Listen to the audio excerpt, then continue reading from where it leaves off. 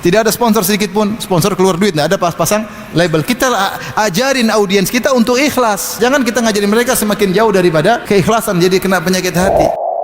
Jangan bilang saya akhirat, saya ikhlas. Jangan kita merekomendasi diri kita, semua perlu hati-hati. Dan ini banyak, seperti misalnya bikin yayasan, ternyata untuk cari duit, kemudian menerima sumbangan, akhirnya jadi milik pribadi. Ini namanya dunia. Orang kasih wakaf untuk milik umat, ternyata jadi milik apa? Pribadi, bahkan jadi warisan. Terjadi atau tidak? Terjadi. Maka saya ingatkan pada IO sampai ada kawan saya, ini kawan dekat baik, diskusi sama saya bilang gimana, saya bikin kajian berbayar. Ini saya bicara pribadi, berbayar. Kata dia, Ustaz, bisa nggak berbayar? Ya agak sulit karena harus tempat yang ini. Bisa kalau nggak berbayar kita pasang sponsor. Latihlah para sponsor itu untuk ikhlas.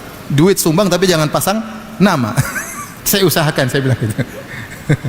Sponsor aja, kasih duit, tidak usah pasang merek. Akhirnya jadi dakwah, jadi sarana untuk berdagang. Dakwah, kamu cari uang sebanyak-banyaknya, uang yang buat dakwah. Jangan kau manfaatkan dakwah untuk untuk dagang. Ini nasihat buat saya pribadi ya. Akhirnya saya pernah kajian sekali, bayar.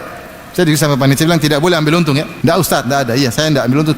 Saya tidak perlu 1 rupiah pun. Tidak ada, sama-sama ngambil untung. Pokoknya ini buat kepentingan ini semua. Oke. Sekali itu saya pernah lakukan. Itu karena istri yang suruh dan saya kadang taat sama istri. Setelah itu saya mulai berubah, saya bilang janganlah, coba saya buat panitia-panitia, kita kan banyak donatur, mereka juga duit ngapain disimpan banyak-banyak, ini bikin aja, kalau nggak bisa di tempat eksklusif, di masjid juga luar biasa ya, kalau mau ada tempat ada yang bayarin, tidak apa-apa, alhamdulillah, ternyata bisa berjalan. Saya sudah di 4 kota, gratis semua, di tempat yang eksklusif, ada yang semua, mereka senang. Tidak ada sponsor sedikit pun, sponsor keluar duit, tidak ada pasang label. Kita ajarin audiens kita untuk ikhlas. Jangan kita ngajarin mereka semakin jauh daripada keikhlasan, jadi kena penyakit hati. Contoh misalnya, ada audiens kita yang mungkin punya amal soleh yang luar biasa. Tidak usah kita bikin konten, lihat si fulan bangun ini untuk janda, anak yatim. Kasihan dia kan? Kasihan nggak? Kasihan dia, hatinya belum tentu kuat. Kita aja sudah ustadz belum tentu ikhlas, masih pingin dipuji. Ini apalagi baru hijrah. Kasihan dia.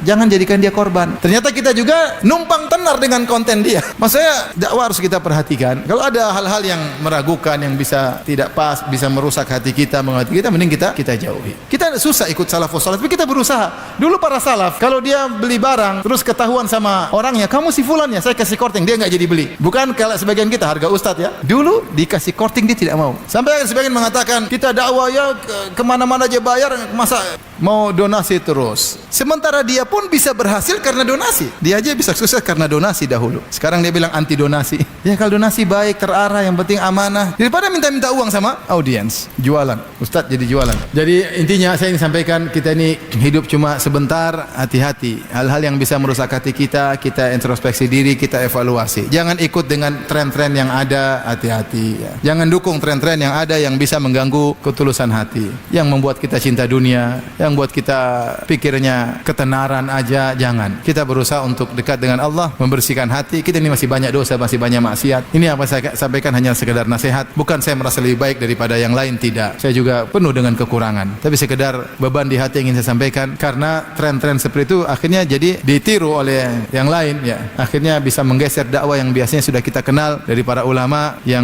marwahnya dijaga jauh daripada hal-hal yang bisa mengganggu hati seseorang ya.